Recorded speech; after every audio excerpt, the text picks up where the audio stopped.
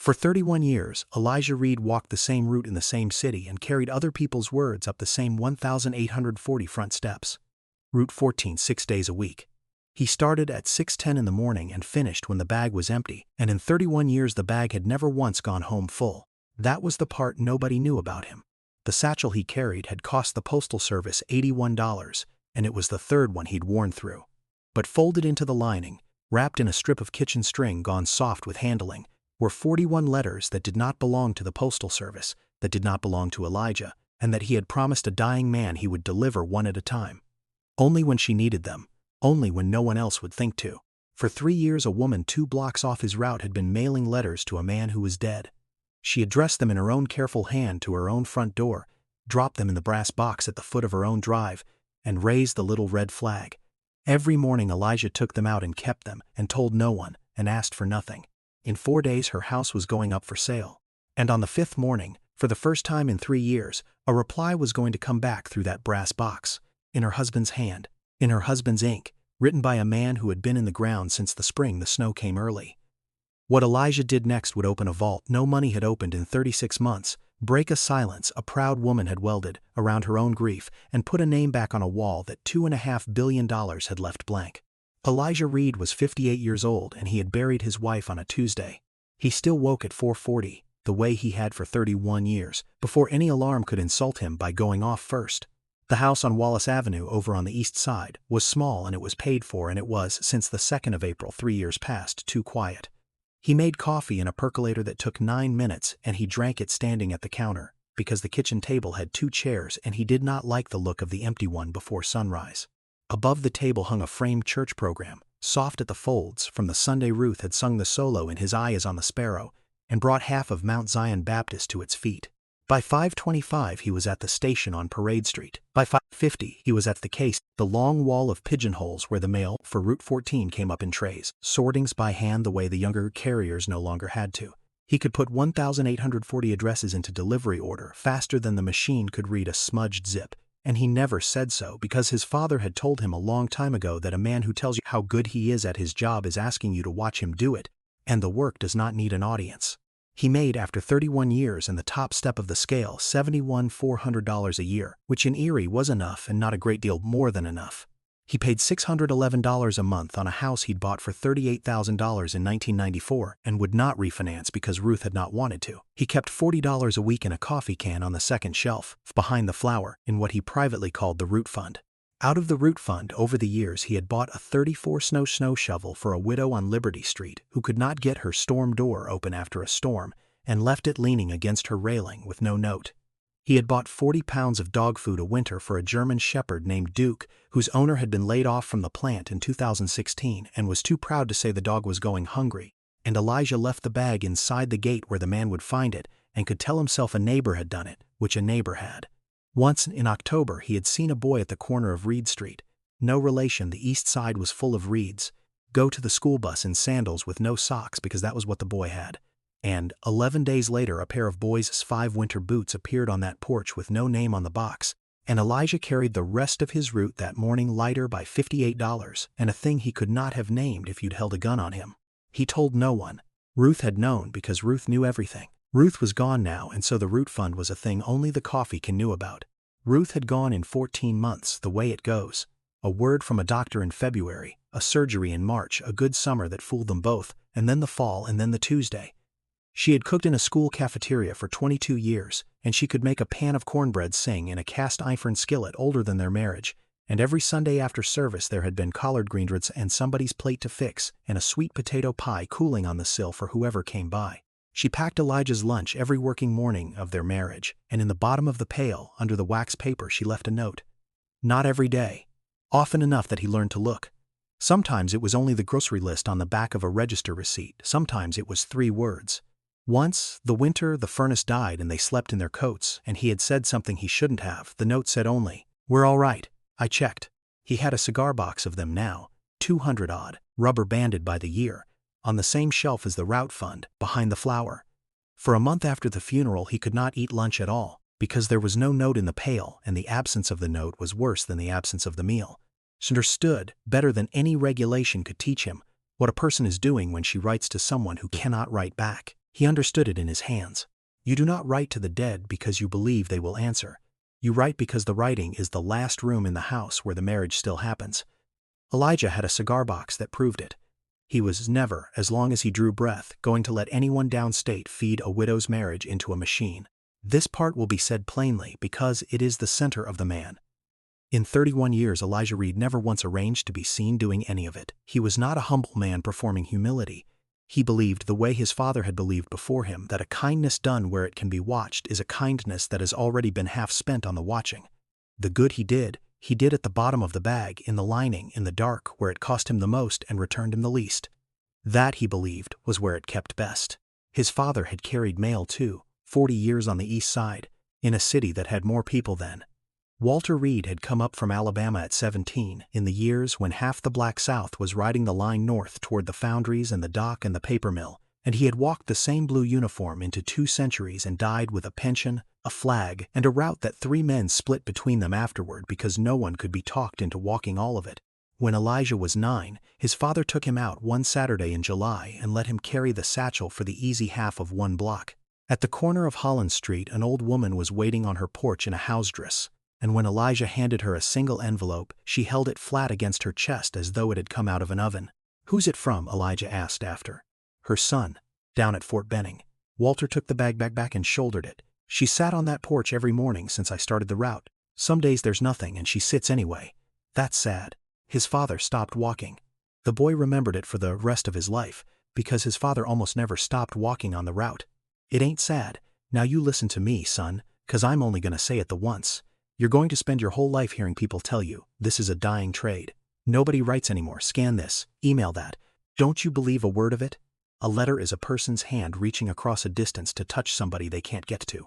You," he tapped the boy once hard in the breastbone, "you are the distance. You don't drop it, you don't lose it, you don't read it, and you don't judge it, and you do not ever, not once in 40 years, decide for yourself that it doesn't matter. You put it where it can be found. That is the whole job. The stamp pays for the truck. You are paid for the rest." Elijah was 58, and he had been carrying that sentence for 49 years, and he had never once put it down. The route knew him the way a route knows a man who has walked it for 3 decades. He knew which porches had a dog, and which dog was a liar. He knew that the Petrosky brothers on Ash Street, 86 and 84, had not spoken to each other since 1991, though they shared a duplex wall and a gas meter, and that each of them mailed the other a birthday card every single year through the mail rather than walk 11 feet around the porch rail, and that Elijah delivered both cards and said nothing, because that was also the job. He knew that the Vasurka girl on Plum had finally gotten into the nursing program, because the acceptance came certified and she signed for it with both hands shaking. He knew which houses were quietly going under by the color of the envelopes, the pink ones, the ones with the cellophane windows that came faster and faster. On an average winter morning he walked 9.1 miles and climbed the equivalent of a 40-story building in front steps, and he was paid, by a sum he never worked out loud, about 31 cents a house to be the only person some of those houses would speak to before noon. He carried dog biscuits in the left pocket, his reading glasses in the right, and a roll of stamps he sold at cost to the 3 or 4 old men on the route who could no longer drive to the station. He got his hair cut every other Saturday at Pop Green's on East 18th, where the talk ran from the Steelers to whose grandbaby had made honor roll to who had passed that week, and he knew the temperature by what his knuckles told him before he ever checked the banks on State Street. 31 years had cost him 2 operations on the same knee, 11 pairs of regulation boots, and most of the cartilage in his right shoulder, and he considered it, on balance, the best trade he had ever made, because his father had been right. Nobody had stopped writing. They had only started believing that nobody was carrying it. He carried it. There was a woman on Plum Street, Mrs. Kowalczyk, 91, who came to her door every morning at 6:50 in a quilted robe whether the forecast called for sun or for a wind chill of 9 below, and waited. Elijah had learned in 31 years that the worst thing he could do to Mrs. Kowalczyk was hand her nothing and keep walking. So on the mornings her box was empty he carried, in the right-hand pocket with the glasses, the one kind of mail in America that is always addressed to everyone, a folded grocery circular, a coupon book, a notice from the county, and he made certain she received it from his hand into hers, with a word about the lake wind, because his father's old woman on Holland Street had taught him across 49 years of distance that some people are not waiting for a letter. They are waiting to be handed something by a person who looked at them on the way. He had buried in his memory Mrs. Kowalczyk's husband and 3 of her friends, and he meant to hand her a coupon book until one of them stopped coming to the door, and he did not let himself think too hard about which one. And he knew the only mansion on the route, because you could not walk Route 14 and not know it. 26 Lakeside Drive sat back behind a low fieldstone wall and a lawn, a service cut on Tuesdays, the single grand house on a street of large ordinary ones. The name on the brass box at the foot of the drive was cut in a serif so confident it must have cost more than Elijah's first car. Banks. For most of 30 years, Elijah had carried that box, catalogs and tax notices, and twice a year, a check. He was not supposed to know it was a check, and he was not supposed to know it went to a children's hospital downstate, but his father had taught him to know things and never to tell them. What set the house apart was not the wall or the lawn or the check, it was the man. Theodore Banks was the only rich man Elijah had ever delivered to who learned his name. Most of them looked at the uniform and saw a function. The way you see a streetlight, gratefully and without curiosity. Not Theo. The first winter Elijah carried that route, 1994, Theo had come down the drive in a coat worth more than the carrier made in a month, stuck out a bare hand in the cold and said, "Banks, Theo, you're new." And Elijah had said his name, and Theo had used it every time after for 29 years. Some mornings, if Theo was home, he'd be at the box with 2 paper cups of coffee and hand one over without asking. And they would stand there 4 minutes in the steam and the cold and talk about nothing. The lake, the snow count, the bakery on West 11th that was closing. Theo had come up from Mississippi at 19 with $41 and built something enormous, and he had never once, in 29 years, looked through Elijah Reed as though he were a streetlight. "You and me," Theo told him once, near the end, both of them grayer, "we're the only 2 men on this street who get up before we have to." Elijah had laughed. He thought about it now more than he could explain. Theo died on a Wednesday in April 3 years ago, and Elijah heard it the way the route hears everything. 2 days early, a neighbor. An envelope edged in black, a wreath on a door. He delivered to 26 Lakeside that morning the way he delivered every morning, and the brass box took its catalogs and its condolence cards, and the great house behind the wall was full of cars he didn't recognize, and Elijah touched the brim of his cap to no one in particular and walked on. What Theo had asked of him the spring before, in the last good year, Elijah told no one. He carried it the way he carried everything, folded down small at the bottom in the lining in the dark. Theodore Banks had come up from the Mississippi Delta at 19, with a cardboard grip, a high school certificate from a colored school in a town the maps barely admitted to, and $41 American, and he never let anyone forget the $41, because it was the only number from his youth he was proud of. He told the story the same way for 50 years, and Beatrice could have recited it in her sleep, and after he died she found she would have given the entire estate to hear him get one detail wrong just once.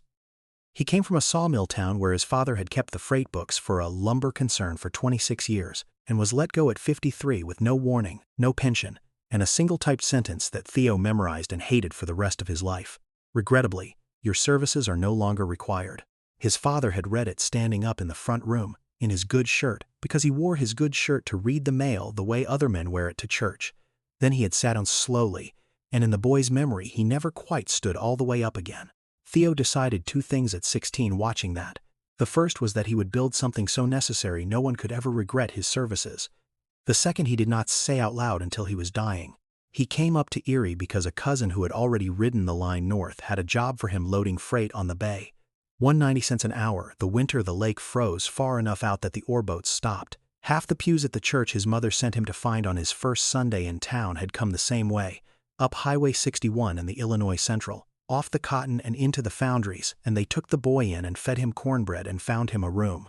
He loaded freight for 6 years. He learned that the men who owned the trucks made more than the men who loaded them, and the men who routed the trucks made more than the men who owned them, and the one man who knew where every truck was at every hour made more than all of them, and slept better besides. So Theo learned where every truck was. He bought his first truck at 28 on a loan a bank made him, because a dispatcher besame Sokol vouched for him when the loan officer would not look him in the eye, and Sokol died before Theo could repay the favor with anything but the loan itself, which he cleared in 14 months. He named the company Meridian Freight, because a meridian is a line that tells you where you are, and a man who has come 1,000 miles up from the south with $41 never entirely stops needing to know where he is.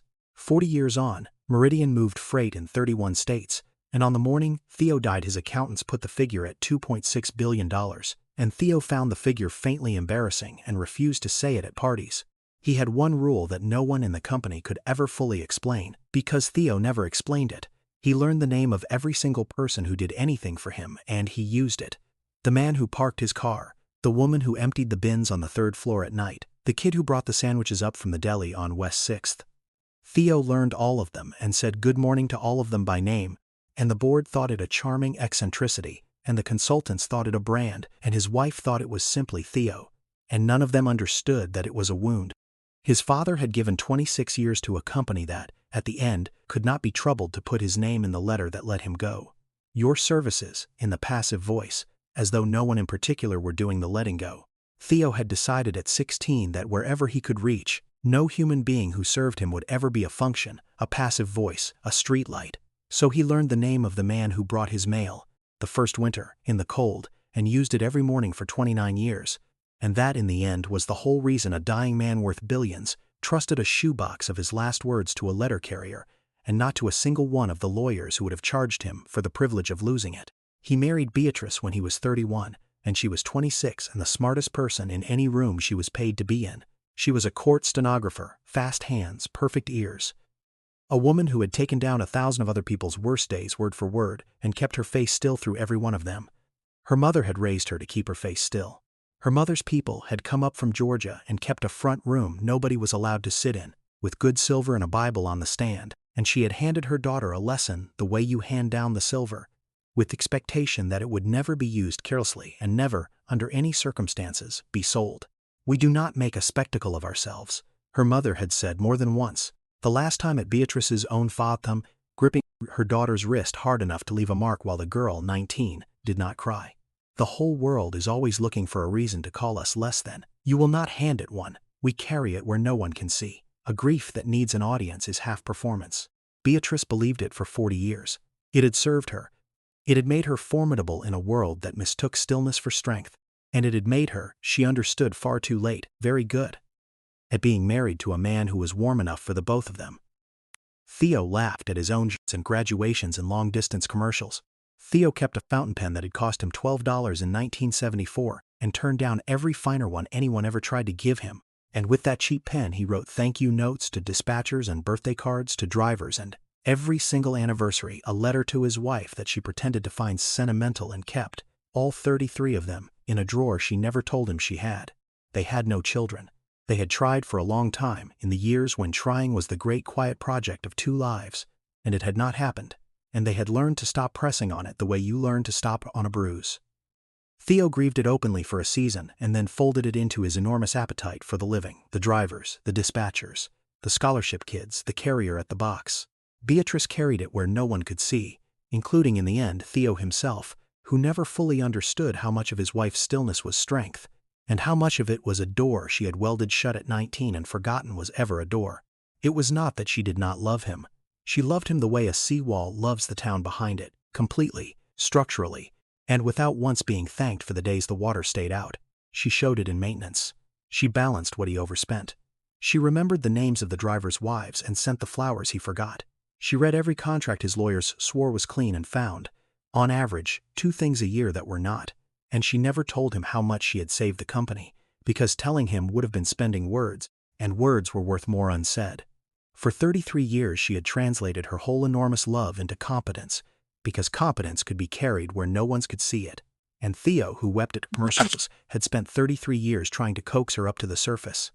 A hand on the back of her neck at the sink, the $12 pen scratching out one more anniversary letter she pretended to find foolish, and he had very nearly done it.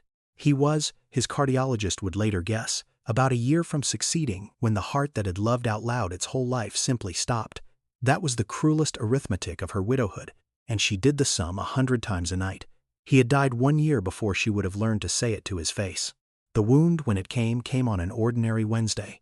Theo had had a small scaredy the year before, a flutter, a stent, a doctor with a careful face and a good result, and he came home from it changed in a way Beatrice noticed and chose not to examine, because examining a thing was how you let it in. He began rising before her to write.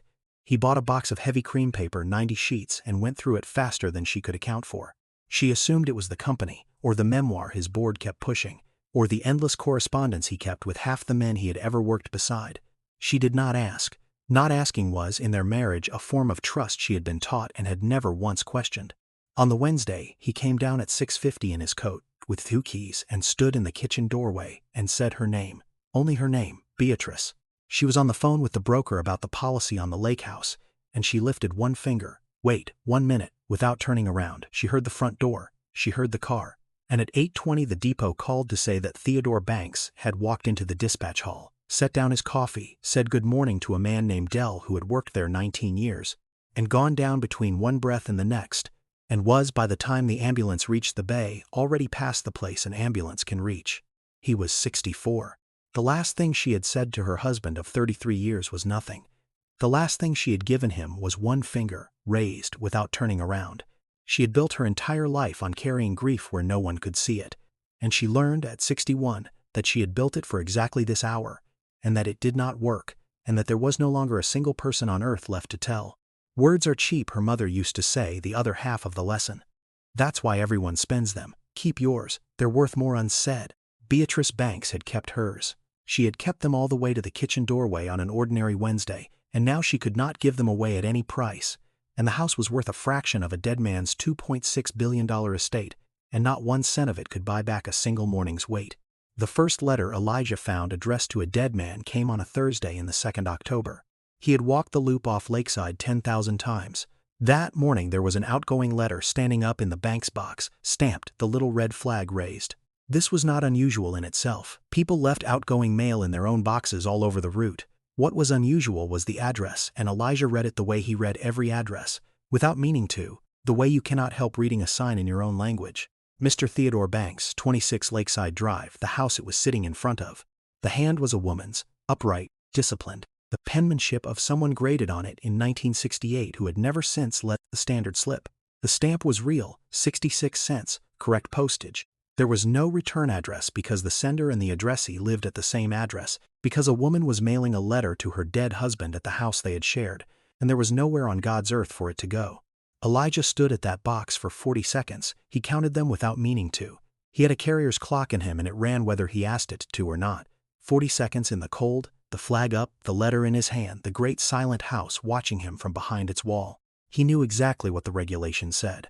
A letter addressed to a deceased individual, undeliverable as addressed, no forwarding and no return, goes back to the station, and from the station, if it cannot be resolved, it goes downstate to the recovery center, where the dead letters of the whole region are opened by people whose entire job is the saddest job in the building, and what cannot be returned to a living hand is, in the end, destroyed. He also knew, standing there, that to carry a piece of mail off his route and into his own house was the one thing in 31 years he had sworn to his father he would never do. You do not divert the mail, you do not take it home. It is not yours, you are only the distance. A carrier who is caught holding mail he has no right to hold does not get a warning and a handshake at 58. He loses the pension, he loses the flag, he loses the only thing his father left him that the bank could not. And he thought about Theo, who had handed him a paper cup of coffee in the cold for 29 years, and learned his name when no other rich man on the route had bothered. He thought about the box of heavy paper.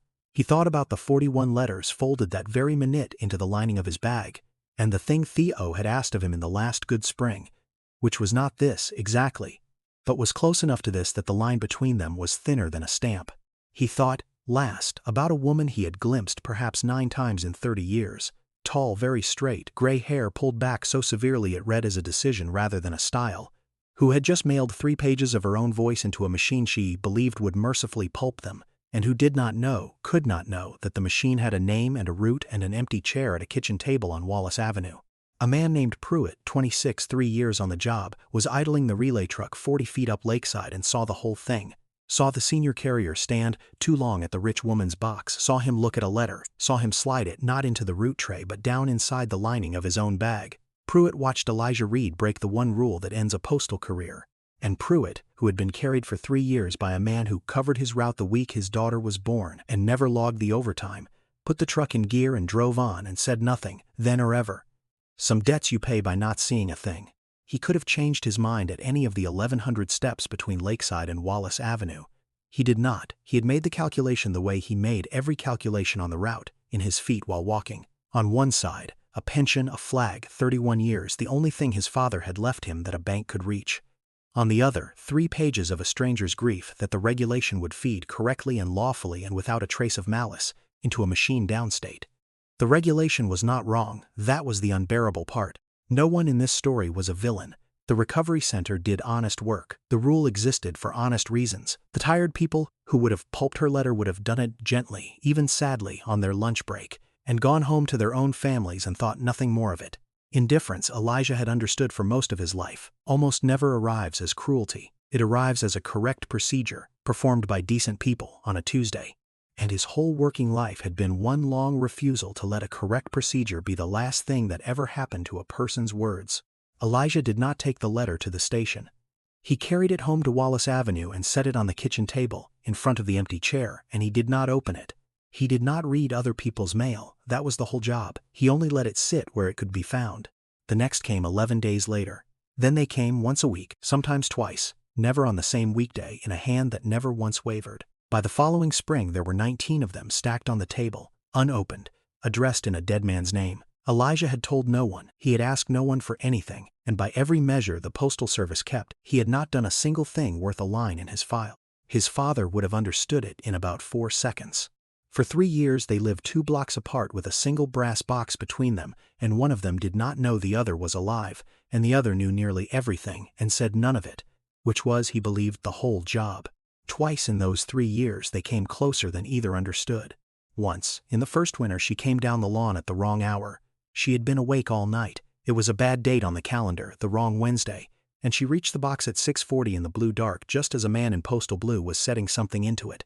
They stood 9 feet apart with the snow coming sideways off the lake. "Oh, I'm sorry," she said, and stepped back. "I'll wait." He touched the brim of his cap. "No trouble, ma'am." He finished and went on. She did not look at his face, because she was a woman who did not make a spectacle of herself at a mailbox before dawn, and he did not look at hers, because he was a man who did not need to be seen. The one person left on earth, still carrying her husband's hand, walked past her in the snow, and neither of them knew it. That same morning, and she never knew this either, there had been something in the box that she had not put there. A single envelope addressed in her own husband's hands, 66 cents of correct postage, no return address. The 3rd anniversary was still 2 years off. Elijah had only been testing whether he could bring himself to do it at all, and had lost his nerve at the last step and left it, and meant to take it back. He needn't have worried. She had already turned up the lawn. The flag was down. She assumed, as she always assumed, that her own letter had simply been carried off into the merciful machine, and she went inside to a house worth more than the entire block the carrier had grown up on. The reply sat in the brass box in the cold, in his hand, in his ink, until Elijah came back at the end of the loop and slipped it out again and carried it home, and set it back with the other 40. There was one more thing she had been doing for 30 years without knowing what it was. Every December a card appeared in the bank's box in that same upright hand. "To our carrier, with our thanks."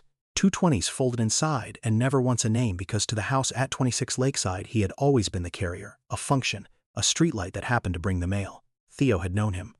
Beatrice never had. Elijah took the 2 20s every year and did not spend $1 of it on himself.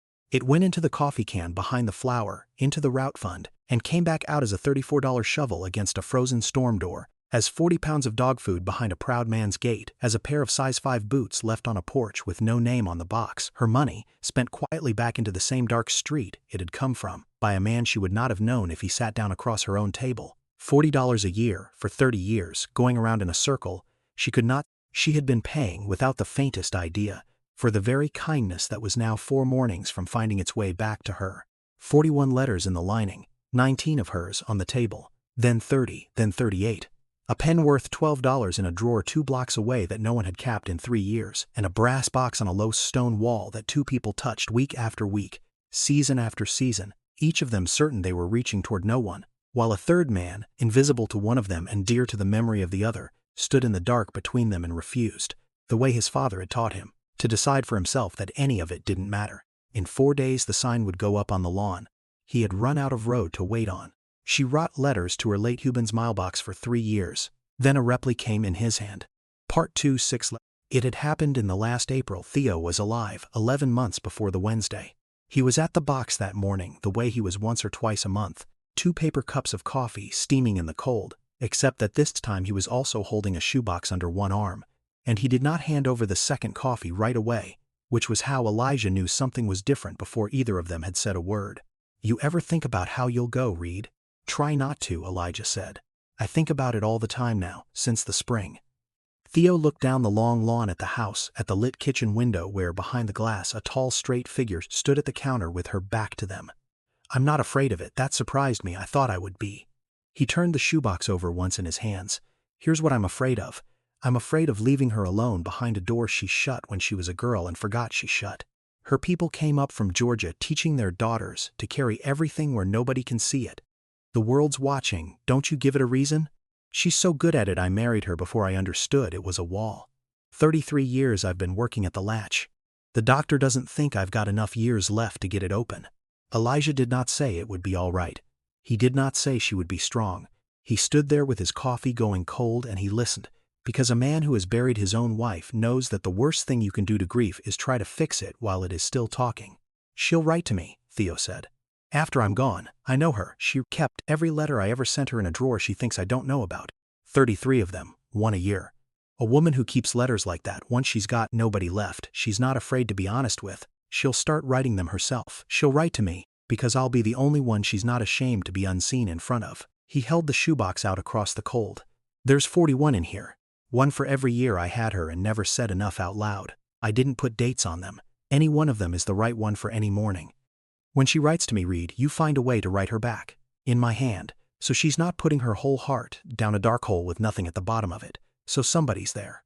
Elijah took the box. Under the lid 41 envelopes stood on their edges, each one beginning Bia, in a hand that came from the same cheap pen Theo had carried for 50 years. A 12-der fountain pen, refilled at the same shop on West 8th since 1974 that he had refused every finer gift in favor of. Theo handed that over too, capped, still warm from his coat. "How will I know when?" Elijah asked. "You've carried this street 30 years.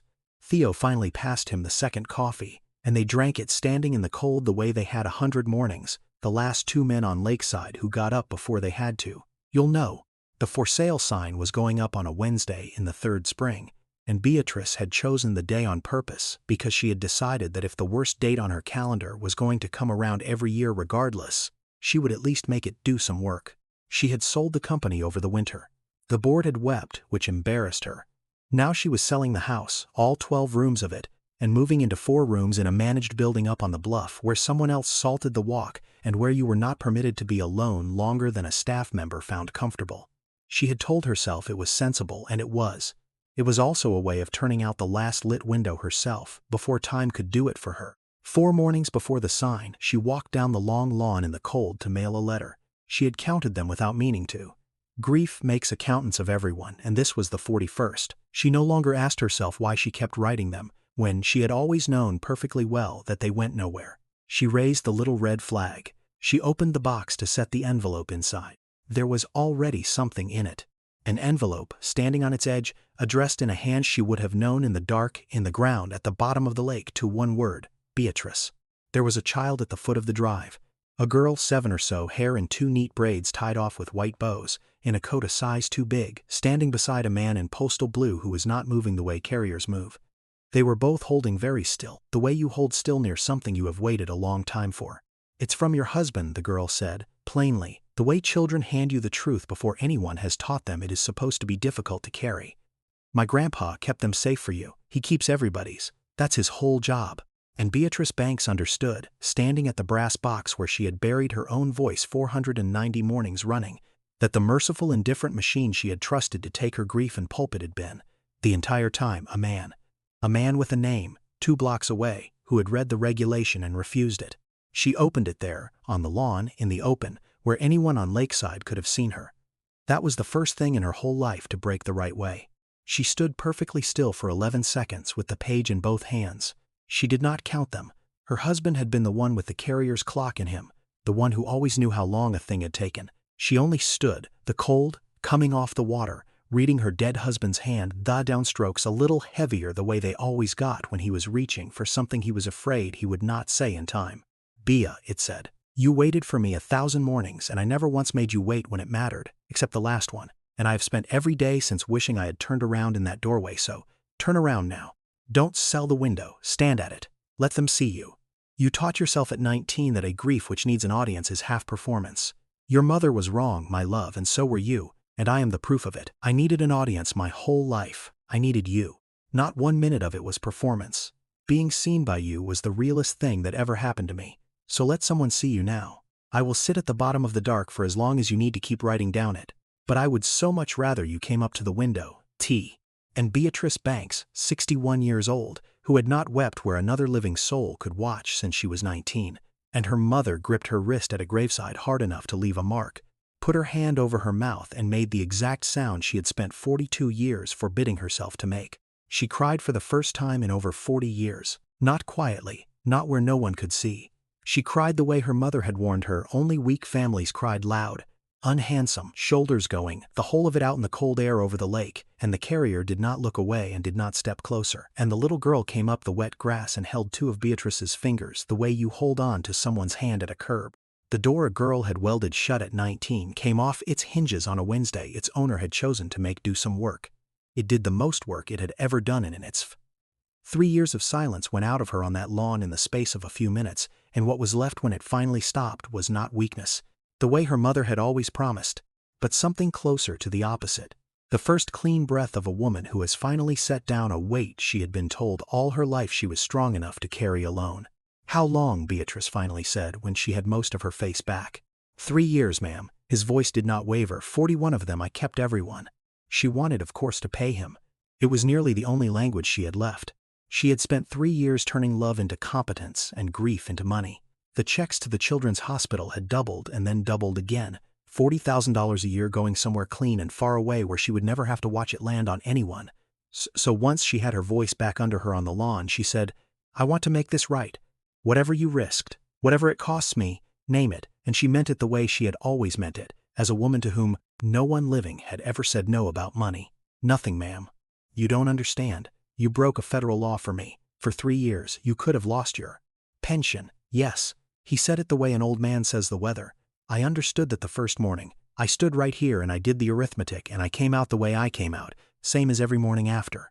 Then he told her something his own father had told him at the corner of Holland Street 49 years before, with a hand tapped once, hard, against the breastbone. A letter is a person's hand reaching across a distance to touch somebody they can't get to. I'm only the distance, ma'am. The stamp pays for the truck, the rest was never for sale. If I let you pay me for it now, I'd be telling you it had a price all along, and it didn't, and your husband knew it didn't. That's why he gave them to a mailman and not to a lawyer. She had been told no perhaps 4 times in her adult life, and she could not now remember any of the other 3. She found she had nothing at all to say. So Elijah Reed did the thing he had been carrying toward for 3 years and 1,100 steps a morning. He went to the relay truck and he came back with a second bundle, tied in the same soft kitchen string, and he set it in her 2 hands, 41 envelopes, every letter she had ever mailed into the dark, stamped, addressed in her own upright, disciplined hand to a dead man, and every single one of them unopened. Because he did not read other people's mail. That was the whole job. You kept mine too, she said. It was not a question. Her hands had started to shake. They were headed downstate to be slit open by strangers and burned. I couldn't make the sense of it line up. He paused, and for the first and only time that morning he told her something of his own. I lost my wife 3 years ago this month. I've got a cigar box of the notes she used to leave in my lunch pail. 200 and some, rubber banded by the year. If a man had knocked on my door and told me Ruth's notes were going in a machine because she'd had the bad manners to die, I'd have done a great deal worse than what I did, ma'am, and not near as quiet about it. Beatrice stood holding 41 of her own mornings. 3 years of a voice she had believed was long since pulped, kept safe and whole and unread by a stranger who had gambled the only thing his father ever left him rather than let 1 page of it be erased. She had spent a fortune and most of a life learning far too slowly that there were things money was simply the wrong tool for, the way you cannot drive a nail with a check, no matter how large you make the check. That afternoon she took down the for sale sign herself with a flathead screwdriver in her good wool coat on the open lawn, where the whole of Lakeside Drive could watch her do it. A neighbor she had not spoken to in 3 years lifted a hand from across the street, uncertain, and Beatrice, who did not wave, who had never waved, whose mother had taught her that a wave was a thing you gave away too cheaply, lifted hers back. She read her own 41 letters that night at Theo's desk, with the $12 pen lying capped beside her where she had set it. It was the hardest reading of her life. She had not known, writing them, how angry she had been. At the broker, at the finger she had raised, at God, at Theo, for the unforgivable rudeness of dying in a dispatch hall on a Wednesday with a coffee still warm in his hand. She had not known how much of it was simply, plainly I am sorry, written 490 different ways by a woman who had been raised to believe an apology spoken aloud was a spectacle. She read until 4 a.m. When she finished, she understood that the letters had not been for Theo at all.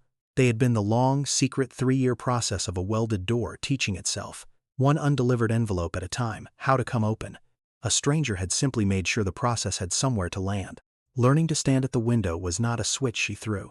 It was work, and she was bad at it for months, the way anyone is bad at a thing they refuse to practice for 60 years.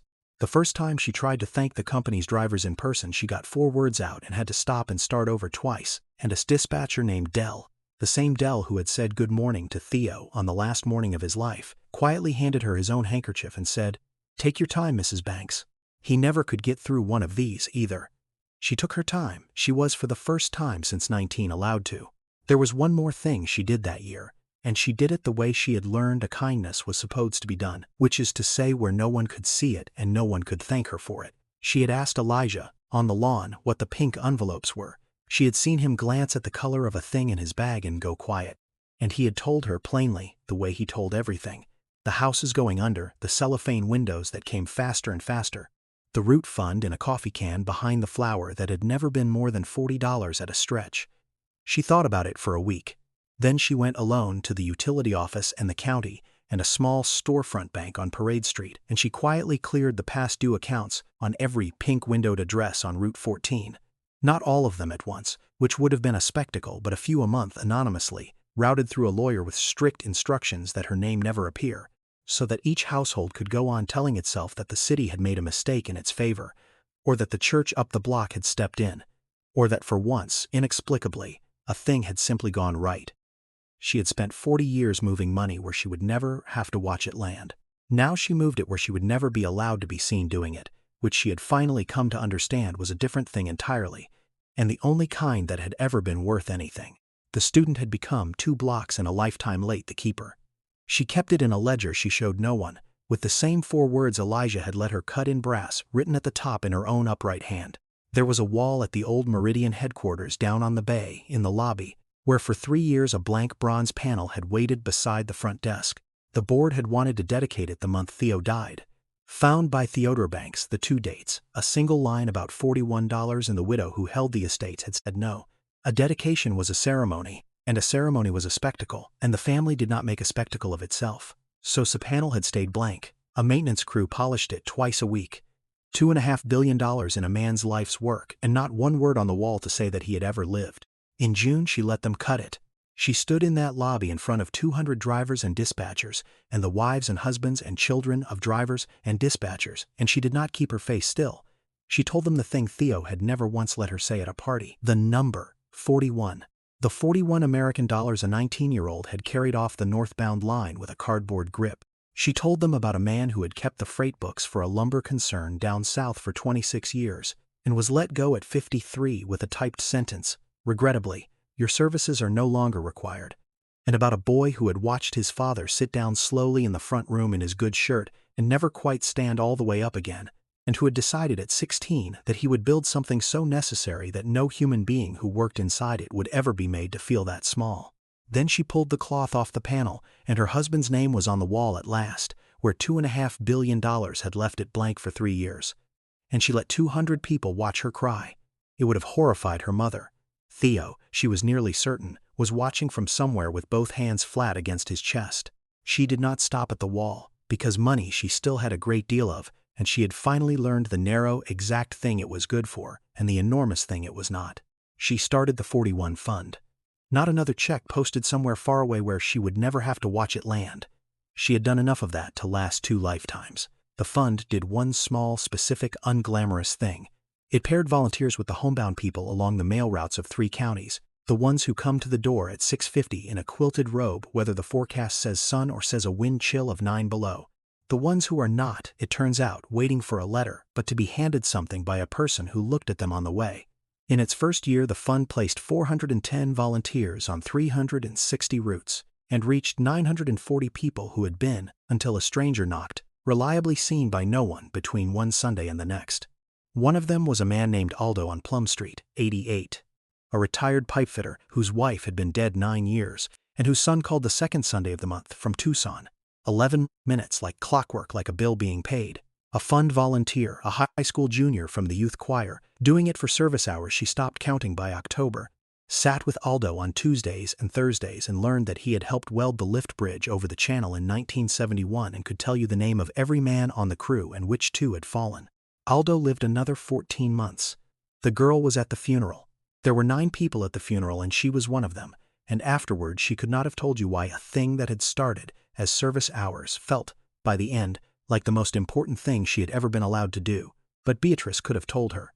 Beatrice had learned it on a lawn in the cold from a child holding 2 of her fingers. Elijah Reed retired that autumn. 31 years, 11 pairs of regulation boots. The cartilage in his right shoulder gone, his pension whole, his secret kept to the end by a young carrier named Pruitt, who had once watched the senior man do an unforgivable thing at a rich woman's box, and had put the relay truck in gear and said nothing then or ever. Pruitt took over Route 14. On the last morning, at the corner of Holland Street, where his own father had stopped walking 49 years before, to tell a 9-year-old the whole job in 6 sentences, Elijah handed over the satchel and said only one thing. "You're the distance now, son. Don't you ever decide for yourself that it doesn't matter?"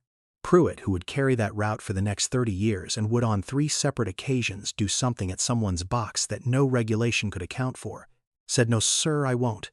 And he didn't. Elijah would not take $1 from Beatrice. But he let her do one thing, because in the end she asked it not as a fortune, but as a widow asking another widower. She had a small brass plate cut, the kind made for the front of a mailbox, in the same confident serif as the banks at the foot of her own drive, and Elijah let her fix it to the inside of the lid of an old cigar box on a shelf on Wallace Avenue, behind the flower, where 200-odd notes from a woman named Ruth lay rubber-banded by the year. It did not carry his name, he would not hear of his name. It carried 4 words.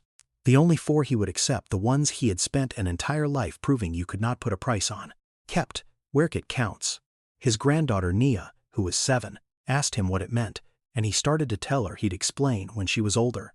Then he changed his mind, the way you do once you have watched a thing come the whole way around and land, and he told her right there at the kitchen table, beside the chair that no longer felt as empty as it had for 3 years, while he worked her 2 braids loose for the satin bonnet before bed. "It means the most important things a person does, they mostly do where nobody's watching," he said. "And it means you never, ever get to decide for somebody else that the thing they're carrying doesn't matter. You don't read it, you don't judge it, you don't lose it, you just keep it safe until they're ready for it. That's the whole job, baby." He set the lid down gently, the way you cover something that is finally asleep. That was always the whole job. If this story puts someone in your mind, someone who waits at a door, someone who carries it where no one can see, someone you pass at 6:50 every morning and have never once learned the name of, send it to them before you do anything else today. And here is the question that will split this room down the middle, because there is no clean answer to it, and anyone who hands you one quickly is selling you something. Elijah Reed broke a federal rule and gambled the only inheritance his father ever left him, so that one stranger's grief would not be erased by a procedure that was correct and lawful and run by decent people doing an honest job. Was he right? Or do the rules exist precisely so that no single person ever gets to decide, alone in the cold, whose words are worth saving and whose are worth burning? He decided. He decided by himself for a woman who did not know he was alive. Tell me below whether you would have wanted him to, and whether you would have had the nerve. Because the man you walk past every morning may be the only one still keeping a promise to someone you lost. And a kindness done where no one is looking does not vanish. It goes around quietly, for years, in a circle too wide and too slow to see. 220s at Christmas becoming a shovel, becoming a sack of dog food, becoming a pair of small boots on a cold porch, until one morning, when you have finally run all the way out of road, it comes back to you through the same brass box you always believed only swallowed things. This is a work of fiction. The characters, the company, and the events are invented, and any resemblance to real people, living or dead, is entirely coincidental. I'll be honest, I almost didn't write the ending where he breaks the rule, because I'm not sure he was right. I want him to be. That's a different thing. The man kept a stranger's letters out of a machine. He risked everything he had. But the rule he broke is the same rule that stops someone worse from deciding whose words get to burn. I keep coming back to that. The rule isn't the villain here, so I sat with it for a long time. I still don't know. There's a line in the story I can't shake. The writing is the last room in the house where it still happens. Maybe that's the whole reason he couldn't let her letters go. Here's what I actually want to know, and I'm not asking to be polite. If it had been you, alone in the cold, with somebody's whole grief in your hand, would you have kept it or followed the rule? Tell me honestly, because I've read it 100 times and I still can't decide.